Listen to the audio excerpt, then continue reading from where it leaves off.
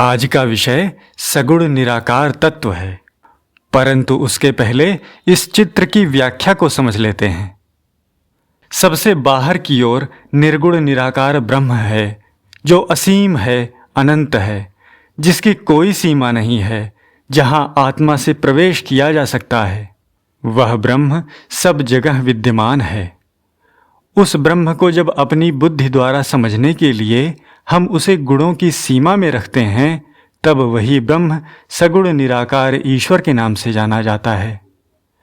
इसकी एक सीमा हो गई कि यह बुद्धि की क्षमता के अंतर्गत बंध गया। उसे यदि हम नेत्रों से देखने के लिए विग्रह का रूप प्रदान कर देते हैं, तब वह और अधिक सीमित हो जाता है। अर्थात अब हम उसका बिना बुद्धि के ज्ञान के ही मात्र नेत्रों द्वारा दर्शन कर सकते हैं। उदाहरण के लिए, जल को नेत्रों से देखने वाला उसे नदी, समुद्र आदि सीमित रूपों में उसे देखता है, और उसे बुद्धि से जानने वाला उसी जल को गुणों द्वारा जानता है। जैसे जल पारदर्शी होता है, उसमें जो भी रंग मिला दें उसी रंग का हो जाता है। जल ऊपर से नीचे की ओर बहता है इत्यादि गुण वह जानता है। परंतु जल तत्व को जो जान लेता है, अर्थात जल के अणु का जिसे बोध हो जाता है, उसके लिए नदी में भी वही जल है, समुद्र में भी वही जल है, जीव जंतु वनस्पति में भी वही जल है, वायुमंडल में वही जल नमी के रूप में विद्यमान है, तो वही जल आकाश में बादलों के रूप में भी विद्यमान है। उसका ना तो रूप द्वारा जल को देखने वाले से कोई विरोध रहता है, और न ही गुणों द्वारा जल को जानने वाले से। ध्यान रहे कि यह एक उदाहरण मात्र है। इसी प्रकार उस निर्गुण निराकार ब्रह्म को जो प्राप्त कर लेता है, उसके लिए उस विग्रह स्वरूप में वही ब्रह्म है, चाहे वह किसी भी स्वरूप में हो, चाहे राम हो, कृष्ण हो, शिव हो या विष्णु हो, सभी उसके लिए एक हो जाते हैं। वह निर्गुण निराकार ब्रह्म सगुण निराकार में भी है और सगुण साकार में भी है, और वह इन सब से परे भी है। वही राम भी है, वही कृष्ण भी है, वही शिव भी है, वही विष्णु भी है।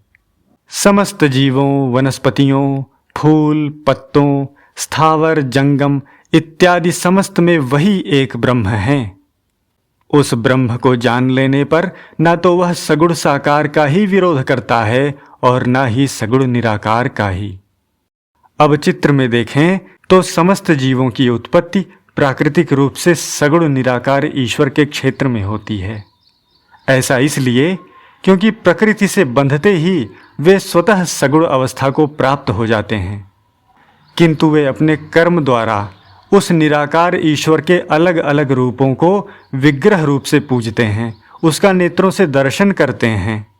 उस विग्रह में भी वही ब्रह्म है और उसके परे भी सर्वत्र वही ब्रह्म है। सांख्य योग आदि दर्शनों द्वारा उसके गुणों को बुद्धि द्वारा जाना जा सकता है, किंतु उसमें प्रवेश आत्मा से ही हो सकता है। आत्मा से प्रवेश तीनों ही अवस्थाओं में हो सकता है। साकार को नेत्रों से देखते हैं, सगुण को बुद्धि से जानते हैं, तथा ब्रह्म में आत्मा से प्रवेश होता है।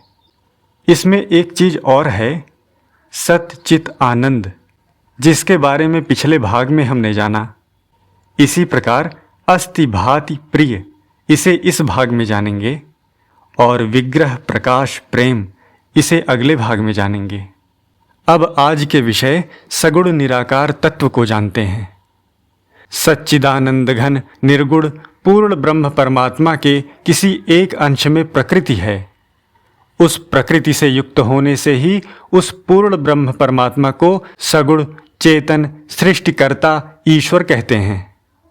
वही आदि पुरुष, पुरुषोत्तम, माया विशिष्ट ईश्वर आदि नामों से कहा जाता है। प्रकृति को लेकर ही उसमें समस्त जीवों की स्थिति है। प्रकृति उस परमात्मा की एक अलौकिक दिव्य शक्ति है।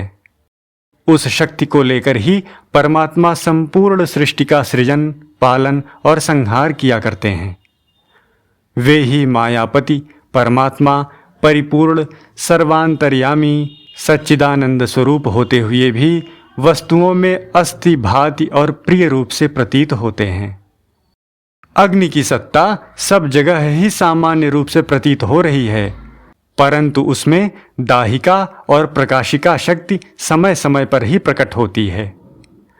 काठ, दिया सलाई आदि सब में एक सत्ता ही प्रतीत होती है। चंद्रमा में सत्ता और प्रकाश दोनों प्रत्यक्ष दिखते हैं और सूर्य में सत्ता, प्रकाश तथा दाह तीनों प्रकट रूप से दिखते हैं।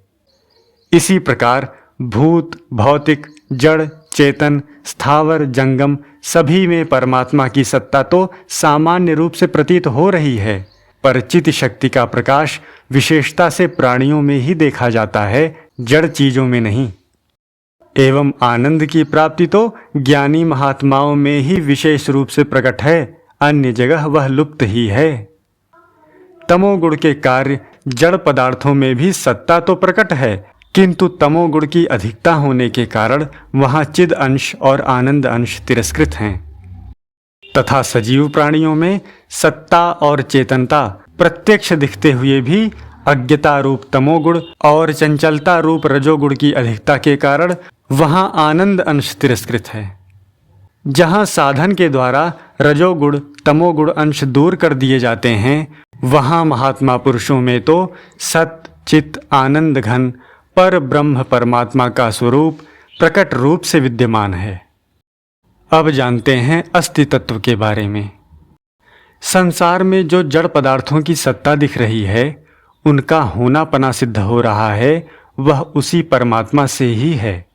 उनको द्योतन करने वाला सत तत्व ही पदार्थों के संबंध से सत की अपेक्षा स्थूल होने से अस्तित्व स्वरूप से कहा जाता है। संसार में जितनी भी जड़ वस्तुएं हैं, वे सब उत्पन्न होती हैं, बीच में सत्ता रूप से दिखती हैं, बढ़ती हैं, परिवर्तित होती हैं, क्षीण होती हैं और नष्ट हो जाती हैं।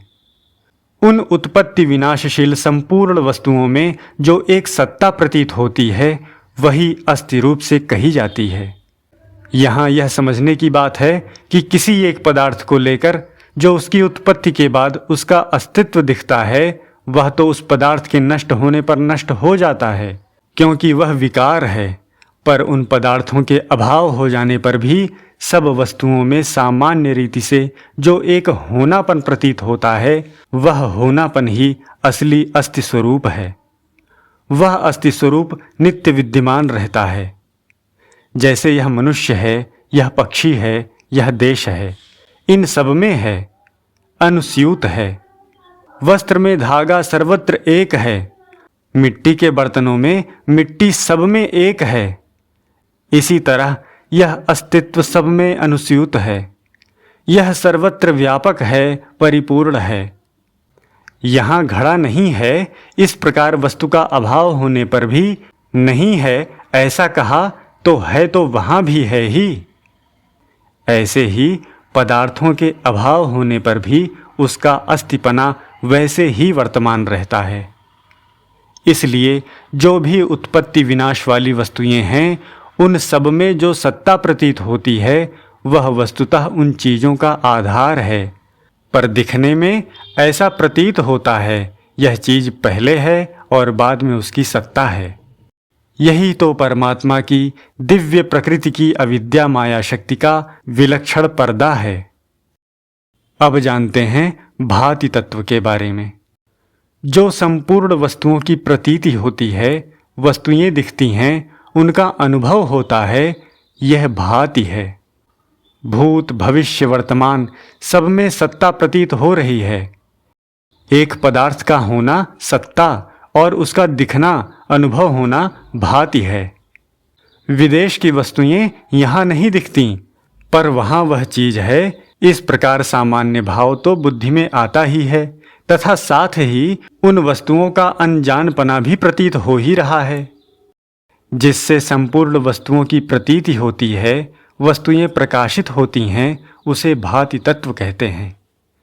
यह परमात्मा का निर्गुण चित्त तत्व ही माया के संबंध से प्रकाश रूप से प्रतीत हो रहा है। यह प्रकाश महत तत्व के मिश्रण से सामान्य ज्ञान स्वरूप है, जिसमें कि घट-पट आदि समस्त पदार्थों का भान हो रहा है। पदार्थों का ज्ञान, अज्ञान, लौकिक प्रकाश और अंधकार का ज्ञान, वस्तुओं का भाव, अभाव, जागृत, स्वप्न, सुषुप्ति, इन अवस्थाओं का ज्ञान, अज्ञान, ये सभी जिस एक बुद्धि तत्व से प्रकाशित हो रहे हैं, समझने में आ रहे हैं, वह निर्गुण परमात्मा का चित्त तत्व ही महत तत्व को लेकर भाति रूप से कहा जाता है। वह भाति तत्व महत तत्व का संबंध होने के कारण चित्त तत्व की अपेक्षा स्थूल है। इसमें भी अस्ति की भांति वस्तुओं का ज्ञान वस्तुओं के बाद प्रतीत होता है, पर वास्तव में वस्तुओं के ज्ञान और अज्ञान दोनों को ही यह भाति तत्व सामान्य रूप से निरंतर प्रकाशित कर रहा है। यही सगुण परमात्मा का भाति रूप है। अब जानते हैं प्रिय तत्व के बारे में। संसार के पदार्थ मन को अच्छे लगते हैं, यह अच्छा लगना ही प्रिय है। वस्तु मात्र में ही एक प्रियता प्रतीत हो रही है, क्योंकि उपयोगी होने के कारण वह किसी न किसी के लिए प्रिय ही है। कोई भी ऐसी वस्तु नहीं है, चाहे वह निकृष्ट से निकृष्ट ही क्यों न हो, जो किसी एक को भी प्रिय ना हो। पदार्थों में जो यह सुंदरता, प्रियता और आकर्षण है, वह सब वास्तव में परमात्मा से ही हैं, परंतु दिखते हैं पदार्थों में। यही माया शक्ति के आवरण की विलक्षणता है। वस्तुतः पदार्थों में सुंदरता, प्रियता और आकर्षण नहीं हैं। सारे पदार्थ उस परमात्मा में ही अध्यारोपित हैं और उस परमात्मा का आनंद स्वरूप ही माया शक्ति के साथ मिला हुआ होने से पदार्थ मात्र में प्रिय रूप से अनुभूत होता है। अब जानते हैं अस्ति, भाति और प्रिय की एकता के बारे में। संसार में यावन मात्र जो भी वस्तुएं प्रतीत हो रही हैं, उनमें परस्पर भेद होने पर भी अस्ति, भाति, प्रिय रूप का उनमें एक रूप से अनुभव हो रहा है। वस्तुगत भेद होने पर भी अस्ति, भाति, प्रिय तत्व का भेद नहीं है। वस्तुगत अस्ति तत्व का भेद नहीं है। वस्तुगत अस्ति तत्व ही प्रतीत हो रहा है और वास्तव में वही प्रिय रूप है। और भाति यानी प्रतीति मात्र में जो एक आनंद की अनुभूति होती है, यही प्रियता है। वहाँ भी अस्तित्व तो है ही। जहाँ प्रियता है, वहाँ भी प्रतीति और अस्तित्व मौजूद ही है। अतः अस्ति, भाति, प्रिय ये तीनों कोई अलग अलग विशेषण या शक्ति विशेष नहीं हैं, किंतु वह सच्चिदानंद घन परमात्मा ही प्रकृति को लेकर अस्ति, भाति, प्रिय रूप से प्रतीत हो रहा है। इसके अंतर्गत दिखने वाले नाम रूप आकार वाले संसार की उपेक्षा करके इसके आधार स्वरूप सच्चिदानंद घन परमात्मा की उपासना करने से साधक कृतकृत्य हो जाता है।